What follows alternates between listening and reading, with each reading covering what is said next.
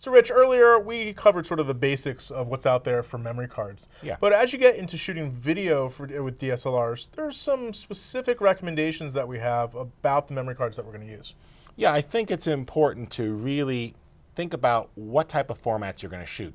You know, if you're shooting 720, that's not going to be as demanding as shooting, 1080, unless of course you're doing 720/60, then it's more demanding. And then some of the newer cameras coming out are actually supporting better codecs. So we've got new generation of DSLR, sort of the third generation of DSLRs coming out, and they'll have options for what they call edit-friendly codecs that are less compressed, and those are higher data rates, right? Yeah, absolutely.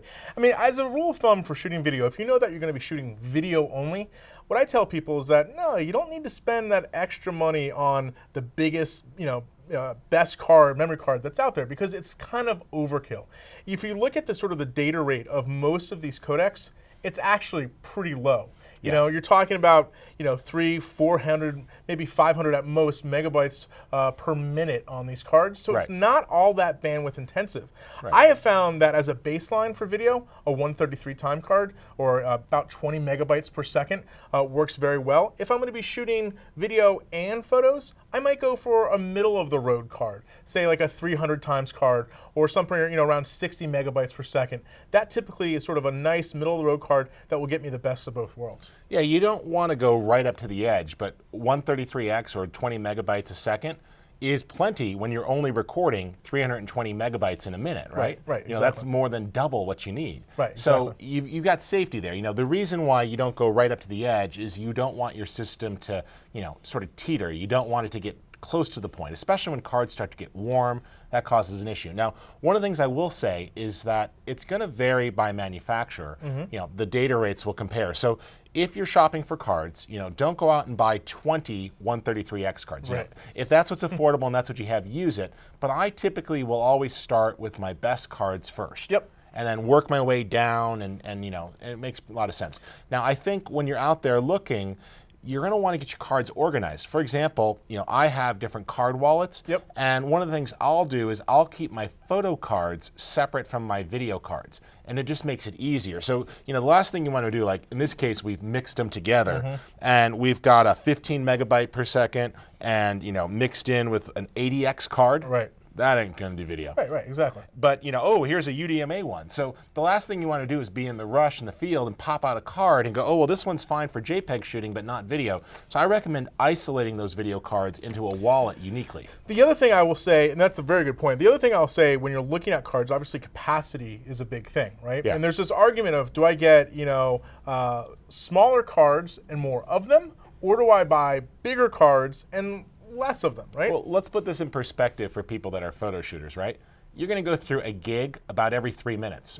So that, 16 gig card is less than an hour of shooting. Yeah. So my personal feeling on it is that, again, I like to go middle of the road. I'm not going to go for, I don't want 100 2 gigabyte cards, but I also don't want to put all my chickens in one basket, or eggs in one basket, rather. I want to have sort of it split up a little bit. So I'm not going to have 64 gig cards. That kind of makes me a little nervous. My personal feeling is I like that currently that middle of the road number, about 32 gigs. Gives me a nice long shooting capacity, but without putting everything on one card. Because God forbid the card dies, well, guess what? It's all gone.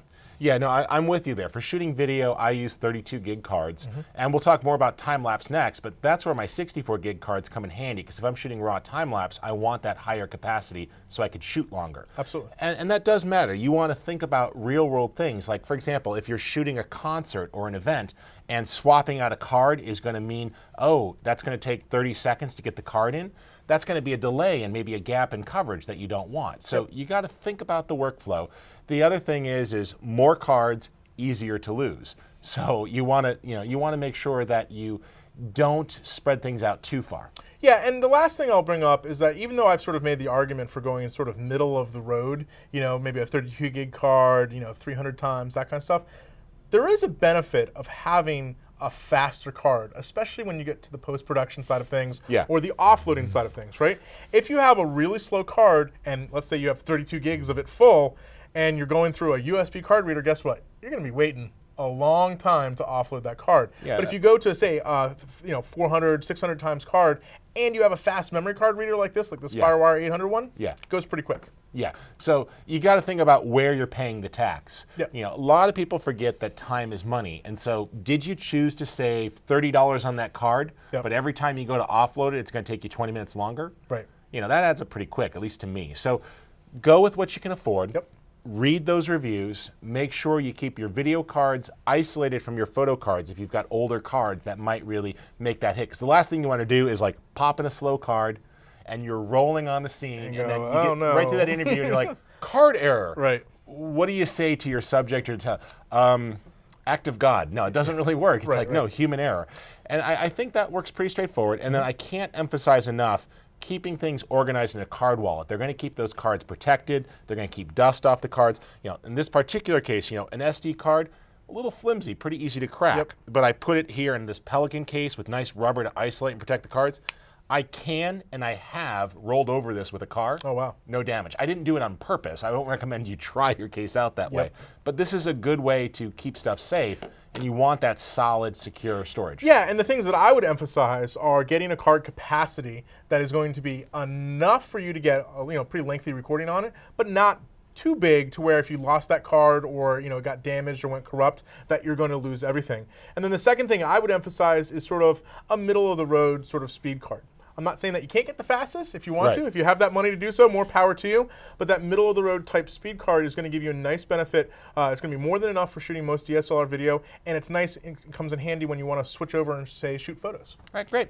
And that's going to be our next topic. We're going to talk specifically about shooting time lapse and how this puts higher demands on your cards.